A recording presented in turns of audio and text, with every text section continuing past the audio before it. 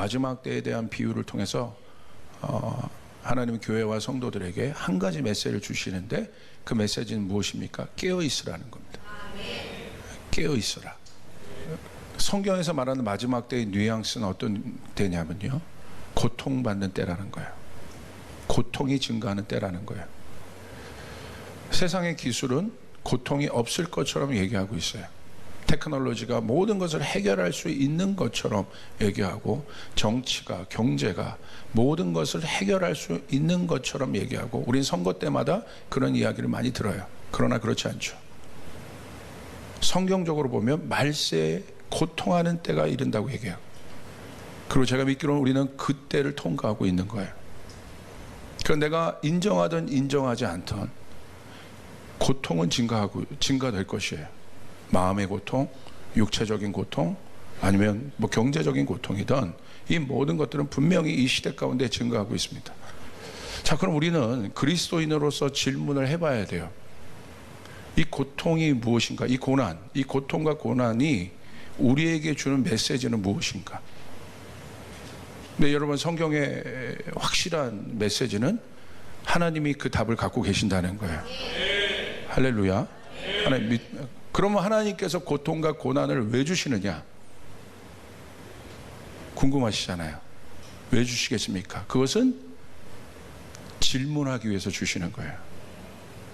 고통과 고난이 오면 가장 먼저 우리 가운데 떠오르는 것이 뭐냐면, 고통의 정체에 대한 질문입니다. 근데 어떤 질문을 하게 되냐면요, 첫 번째는 고난은 어려운 문제입니다. 고난은 해석하기 어려워요. 고난을 해석할 수 있으면 여러분이 답을 얻은 거죠. 고난이 우리에게 힘든 이유는, 고통이 우리에게 힘든 이유는 해석이 어렵다는 거예요. 그때 우리는 어떤 질문을 하게 되느냐? 하나님을 향한 질문을 하게 돼요. 왜? 내 힘으로 어떻게 할 수가 없으니까. 그래서 고난은 인간이 하나님을 향하게 하는 통로입니다. 한 번도 하나님에 대한 질문이 없던 사람이 고난이 닥치면 절대자에 대한 질문을 하게 돼 있어요. 믿지 않는 사람들도 보십시오. 그 어려운 환경에 처하게 되면 절대자에 대한 질문을 하는 것이에요. 지푸라기로도 잡는 심정이 있는 것입니다. 인간은 고난 속에서 본능적으로 하나님을 찾아요. 회귀 본능이라고 할 수 있습니다. 자, 어려울 때 여러분 생각을 해보십시오. 집이 생각나잖아요. 그렇죠? 자연스럽게 이 시대 가운데 고난이 증가하는, 마지막 때에 고난이 증가되는 여러분 사인은 딱 하나입니다. 우리 가운데 하나님께서 질문을 일으키시는 거예요. 하나님에 대한 질문을 일으키는 것입니다. 할렐루야. 두 번째는 그 하나님에 대한 이제 질문이 이제 가게 되면, 그 하나님에 대한 질문은 어떤 질문이냐면요, 어떻게 보면 구도자로서 가장 순수한 질문인 거예요. 하나님을 만날 때 다른 어떤 것을 가지고 만나지 않아요. 하나님, 당신은 누구십니까? 이 고난 속에 당신은 누구십니까? 이 고난을 허락하시는 당신은 누구십니까? 가장 순수한 질문, 가장 본질적인 질문이라고 할 수 있어요. 자, 이 질문을 하나님 앞에 던집니다. 그 다음 던져지는 질문은 어떤 질문이냐?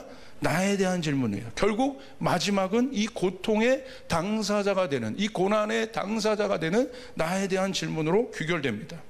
자, 그 질문까지 갔다가 결국 이제 나를 보게 되는 거예요. 하나님을 향한 질문을 갔다가 그 고통의 정중앙 안에 있는 나를 보게 되는 거예요. 그 고난의 거울 앞에 내가 딱 섰을 때 나는 어떤 모습으로 비춰집니까? 정말 하찮은 존재, 아무것도 아닌 존재로 비춰져요. 평상시 내가 좋을 때는 한 번도 보지 못했던 나의 모습을 보게 되는 거예요. 내가 이런 존재였어? 내가 이렇게 아무것도 아닌 사람이야? 내가 이렇게 연약하구나. 내가 이 고통 앞에 나는 아무것도 아니구나. 이 엄청난 파도 앞에 나는 아무것도 아니구나. 한 번도 보지 못한 나를 발견하게 돼요. 광야로 들어간 이스라엘 백성들이, 여러분, 애굽에 있었던 이스라엘 백성들이 자기 자신의 모습과 하나님이 출애굽시켜서 광야로, 고난의 장소인 광야로 그들을 보았을 때 그들은 자기 자신을 보았어요. 광야 속에서 자기들은 아무것도 아니구나. 광야에서 자기들은 살 수 없구나. 그러니까 누가 보입니까? 하나님이 보이는 거예요. 그래서 이스라엘 백성들은 광야에서 하나님을 만났습니다. 할렐루야. 하나님을 만난 거예요. 광야에서 하나님의 음성을 듣게 된 것이에요. 이게 이스라엘이구나. 이게 하나님을 믿는 백성의 모습이구나. 하나님을 신뢰하는 존재, 하나님을 의지하는 존재가 바로 나이구나. 할렐루야. 그 모습을 봅니다. 바로 그 순간이 바로 하나님을 보는 순간이에요. 그래서 이 고난의 장소는 어떤 장소이냐? 내가 연약하고 미천하고 부족하지만 여러분, 여기에 엄청난 역설적인 진리가 있다는 것을 아셔야 돼요. 고난의 장소에서 나의 힘과 존재는 미약하나 오히려 그 나약함과 미약함 속에 하나님의 존재는 선명해집니다. 광야에서 나는 아무것도 할 수 없지만 그곳에 하나님의 공급은 선명해집니다. 하나님의 인도하심은 선명해집니다. 하나님의 보호가 선명해져요. 할렐루야. 그 선명함 앞에 인간은 하나님 앞에 어떻게 합니까? 진짜 그 하나님을 만나는 거예요. 이게 진짜구나. 그때 인간은 그 광야에서 어떻게 됩니까? 진짜 하나님을 만난 사람은 어떻게 할 것 같아요? 힘을 내서 사역을 할 것 같습니까? 그렇지 않아요. 엎드리게 됩니다. 바로 그 엎드림이 경외하는 거예요. 하나님을 경외하는 거예요. 제가 놀라운 사실은요, 고난과 하나님을 경외하는 것이 연결되어 있다는 것을 보고 제가 깜짝 놀랐어요. 제가 말씀을 갖고 묵상하고 기도하는데 깜짝 놀라요. 하나님의 성령께서 감동을 줘요. 고난과 하나님을 경외하는 것이 연결되어 있다. 마지막 때의 말세는 고통의 때가 이르지만 하나님이 이 고통을 통해서 우리를 그냥 고통 가운데 두시는 것이 아니라 하나님이 우리 가운데 하나님의 교회를 통해서 일으키기를 원하는 건 뭐냐면 하나님을 경외하는 마음인 거예요. 할렐루야. 하나님이 진짜시구나. 이 어려울 때 누구도 나에게 도움을 줄 수 없고 어떤 누구도 내가 의지할 수 없지만 하나님이 나의 의지가 되시는구나. 하나님이 나의 힘이 되시는구나. 하나님이 나의 능력이 되시는구나. 아멘. 그 하나님을 만나게 되는 거예요. 그 마지막 때는 그 경외함의 싸움입니다. 마지막 때는 하나님을 경외하는 교회가 살아남게 될 것이고 하나님을 경외하는 공동체가 살아남게 될 것이고 너무나 놀라운 거예요. 이사야서 6장 1절 5절 말씀이 바로 그런 말씀이에요. 1절에 보면 우시아 왕이 죽던 해에 이사야가 봅니다. 엄청난 걸 봐요. 주께서 높이 들린 보좌에 앉으셨는데 그의 옷자락이, 하나님의 옷자락이 성전에 가득했다는 거예요. 한번 상상해 보세요. 2절에 보시니까 스랍들은 천사입니다. 스랍들이 그 하나님을 모시고 섰는데 각기 6날개가 있다는 거예요. 그래서 한 날개로는 자기 얼굴을 가리었고 하나님의 영광이 너무 강하니까 쳐다볼 수가 없는 겁니다. 자기 얼굴을 가리고 둘로는 자기 발을 가리고 자기 발이 너무 부끄러운 거죠. 그리고 어떻습니까? 나머지 한 날개로는 날면서 뭐라고 외치냐면 3절에 서로 불러 이르되 거룩하다 거룩하다 거룩하다. 여러분 생각해 보십시오. 여러분 기운을 한번 느껴보세요. 하나님, 그 절대자, 부족함이 없는 절대자인 하나님의 영광이 온 땅에 충만한 느낌. 그의 영광이 온 땅에 막 충만한 거예요. 하나님의 막 절대 기운, 생명력, 그로부터 오는 창조력, 그로부터 오는 엄청난 것이 가득한 거예요. 할렐루야. 여러분, 그러면서 4절에 이렇게 얘기합니다. 화답하는 자의 소리로 말미암아 문지방의 터가 요동하며 성전의 연기가 충만하다. 연기는 임재를 말하는 거예요. 하나님의 임재가 가득한 거예요. 여러분, 모든 예배자들의 소망이, 모든 교회의 소망이 이와 같은 하나님을 경험하는 것 아니겠습니까? 하나님의 실제를 경험하는 것 아니겠습니까? 그런데 여러분, 충격적인 것이 5절이에요. 이 어마어마한 하나님의 능력이 나타나는데 5절에 여러분 이사야는 정반대의 고백을 합니다. 하나님의 영광에 심취해서 나도 이게 놀랍다 뭐 이런 고백이 아니라 5절에 뭐라고 고백하냐면 5절은 우리 같이 한번 읽겠습니다. 시작. 그때 내가 말하되 바로다 나여 망하게 되었도다. 나는 입술이 부정한 사람이요 나는 입술이 부정한 백성 중에 거주하면서 만군의 여호와이신 왕을 배었음이로다 하였더라. 이사야는 뭐라고 고백합니까? 그 하나님의 어마어마한 영광 앞에 이사야는 뭐라고 고백합니까? 나는 망하게 되었다. 망하게 되었다는 건 어떤 고백이에요? 누가 하는 고백입니까? 고통 속에 있는 사람이 하는 고백이에요. 고난 속에 있는 사람이 마지막 가서 하는 고백이 이거예요. 아, 이것도 해보고 저것도 해보고 다 해봤는데 나 망하게 돼 있어. 나 끝났어. 나 소망 없어. 이사야가 그 고백을 하고 있는 거예요. 지금 나는 망하게 되었다. 난 끝났다. 너무 역설적이지 않아요? 그 엄청난 하나님의 존재 앞에서 하나님의 영광이 충만한, 하나님의 영광이 그 성전에 가득한 그곳에서 이사야는 와, 내가 사역도 하고 이것도 하고 이것도 할 수 있습니다라고 고백하는 것이 아니라, 여러분 옆에, 아니면 혹시 여러분 그런 분들 계십니까? 나 망하게 되었다. 이 고난, 이 고통, 나 망하게 돼. 이제 내가 이것도 저것도 해봤고 다 해봤어. 나 끝난 것 같아. 그 고백을 하고 있습니다. 여기에 역설적인 진리가 있어요. 여러분 잘 보세요. 이사야는 자기를 부정한 사람이라고 고백합니다. 부정한 사람이란 이건 뭐냐면 의로운 게 하나도 없다는 거예요. 그냥 망하는 것이 당연하다는 거예요. 난 망하게 된 게 당연한 거예요. 난 여기서 이제 뭐 더 이상 물러날 것도 없는데 이제 내가 그냥 나는 이제 주저앉는 게 당연한 거야. 그 고백을 하는 건 똑같은 거예요. 근데 그 흑암같이 어두울 때, 여러분 이사야서 6장은 그걸 보여주는 거예요. 하나님의 빛은 선명한 거예요. 하나님의 영광은 선명한 것이에요. 할렐루야. 이사야가 망하게 된 그 순간에 하나님의 영광은 가장 선명해요. 이사야가 부정하다고 고백한 그 순간에 이사야는 이렇게 고백합니다. 부정한 백성 중에 거주하면서 만군의 여호와이신 왕을 배웠다. 그러면서 이사야가 바로 그 순간이 어떤 순간이냐면 하나님을 경외하는 순간. 이게 바로 경외하는 거예요. 경외는 영어로 보면 fear이에요. 두려움이에요. 이사야서 11장 2절 3절에 이사야가 이런 고백을 합니다. 우리 같이 한번 읽겠습니다. 시작. 그의 위에 여호와의 영, 곧 지혜와 총명의 영이요 모략과 재능의 영이요 지식과 여호와를 경외하는 영이 강림하시리니 그가 여호와를 경외함으로 즐거움을 삼을 것이며 그의 눈에 보이는 대로 심판하지 아니하며 그의 귀에 들리는 대로 판단하지 아니하며.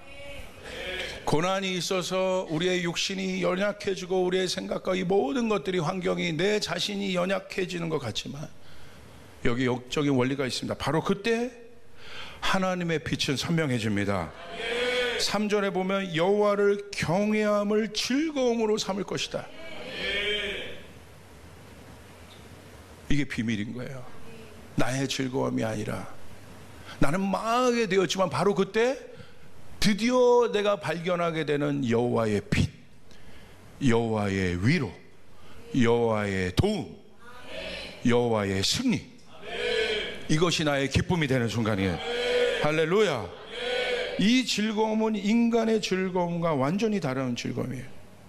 결국 모든 인간은 여러분 마지막 때 이 고백을 하게 될 것이지만, 하나님의 은혜는 하나님을 경외하는 영이 부어지면 우리가 사는 모든 순간에 그 일들이 부어지게 되는 것이에요. 할렐루야. 두렵고 떨림으로 하나님을 만나는 거예요. 그러면 어떻게 내 삶이 바뀌지 않을 수 있겠습니까? 그때 나오는 고백이 어떤 고백, 어떤 기도가 나오는 줄 아세요? 다른 기도가 나오지 않아요. 오직 한 기도만 나와요. 긍휼히 여겨주소서.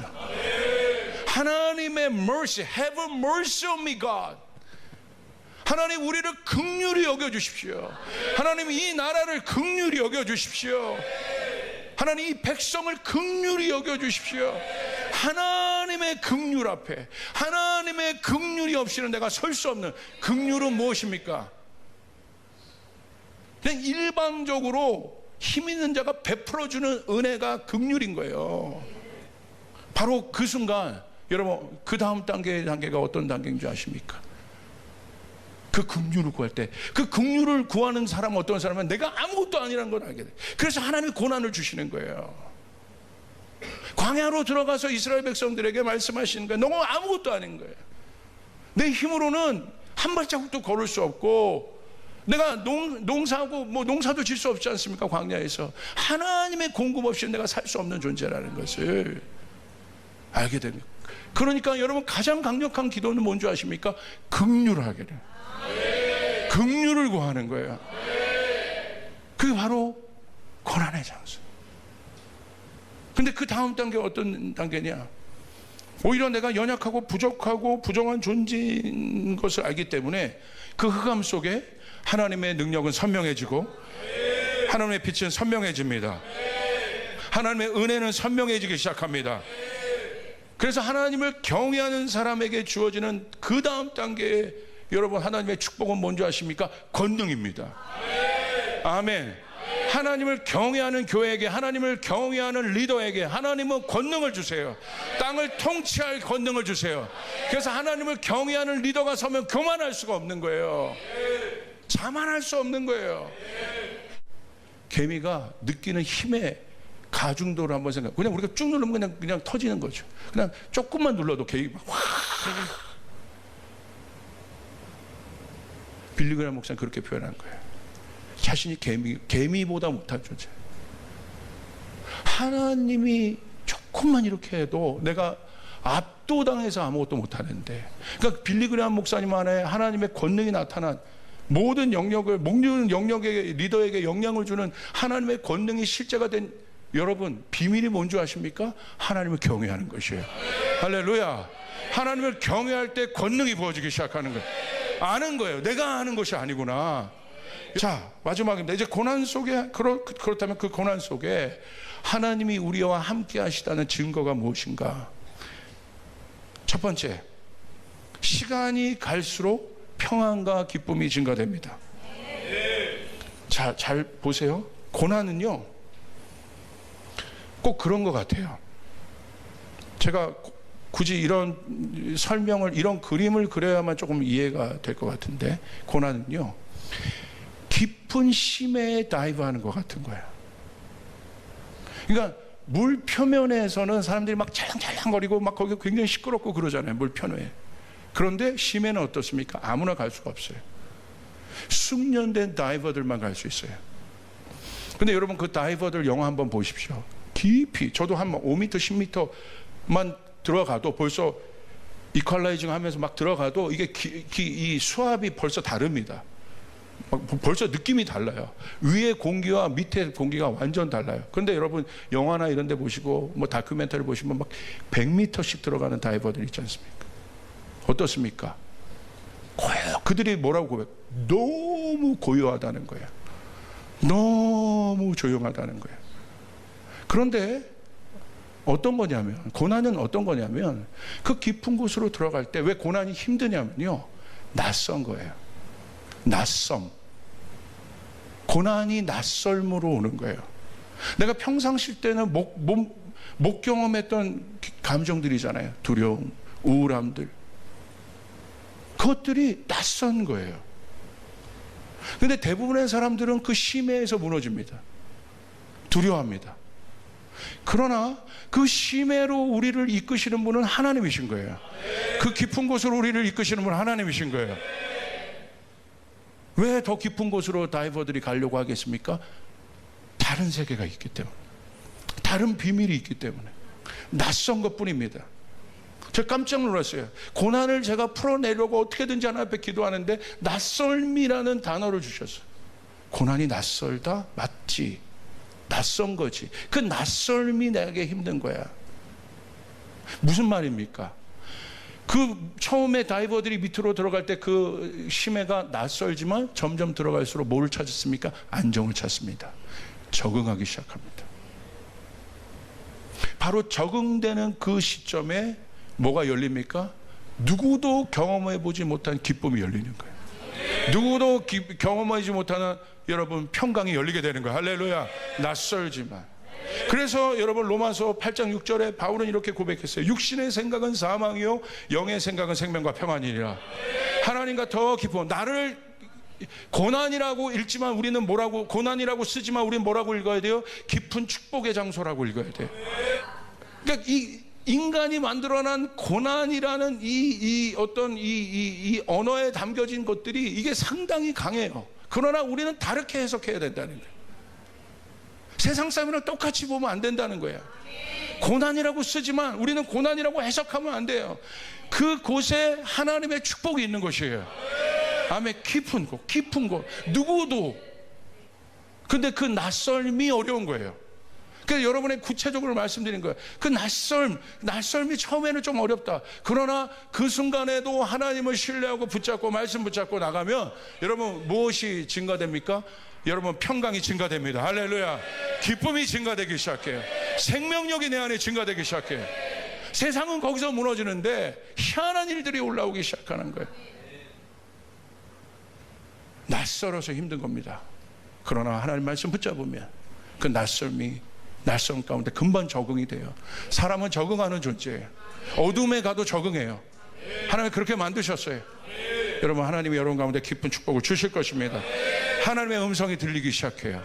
그 다음에 그 빛이 내 안에 있는 누구도 경험해보지 못한, 나도 한 번도 경험해보지 못한 그냥 표면적인 기쁨이 아니라, 표면적인 어떤 것들로부터 오는 것이 아니라 그 깊은 곳에 나를 위하여 이 고난을 통해서 이 광야와 같은 곳에서 나를 위하여 예비하신 하나님의 빛은 선명하다는 거예요. 할렐루야.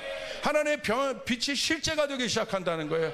하나님의 능력이 실제가 되기 시작한다는 거예요. 와, 진짜가 되기 시작하는 것이에요. 그때 어떤 일이 일어나기 시작합니까? 공격이 일어나기 시작해요. 반대로 공격적인 일들이 일어나기 시작해요. 내 안에 있는 실제적인 빛이 실제적인 어둠을 깨기 시작합니다. 할렐루야. 어둠은 빛에 의해서 깨지는 거예요. 빛만이 어둠을 몰아낼 수 있는 것이에요. 여러분 안에 그 빛이 선명해지기 시작할 때 여러분을 잠식하고 있는 어둠으로 봤던 부정적인 생각, 잘못된 생각, 그렇던 생각, 우울한 생각, 이 모든 것들이 깨지는 역사가 일어나기 시작하는 거예요. 공격이 일어나기 시작하는 것이에요. 저항이 일어나기 시작한 것이에요. 하나님의 뜻은, 여러분, 하나님의 빛은 사단의 어두움을 저항하는 속성이 있습니다. 저항을 넘어서 깨는 속성이 있습니다. 하나님 나라는 그렇게 확장되는 것이에요. 그래서 하나님 나라는 어두움에서 확장되는 것이에요.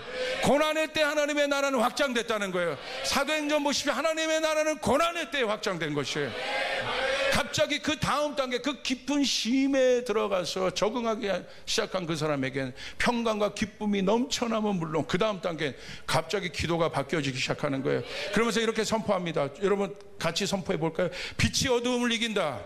그때 되면 어떤 마음이 드냐? 할 수 있을 것 같은 것이에요. 내가 기도하면 병이 나을 것 같은 것이에요. 할렐루야. 하나님의 살아계심이 내 안에 그 믿음이 실제가 되는 순간입니다. 여러분 이 사실을 믿어야 되는 것이에요. 빛을 선포해야 되는 것이에요. 그래서 하나님이 여러분 가운데 그것을 주신 거예요. 빛입니다. 것입니다. 마지막은 환경으로부터 말씀하십니다. 세 번째 증거. 고난 속에 하나님이 함께 하신다는 세 번째 증거, 환경을 통해 말씀하시는데 사람을 통해, 공동체를 통해, 심지어 매일 보는 자연을 통해서, 나무를 통해, 우연히 받아본 말씀 카드를 통해, 또 내 옆에 있는 지체를 통해서 하나님의 음성이 들리기 시작합니다. 왜 그렇습니까? 내 마음이 준비되었기 때문에. 결국 이 마음에서 하나도 받아들이려고 하지 않으면 하나도 들리지 않아요.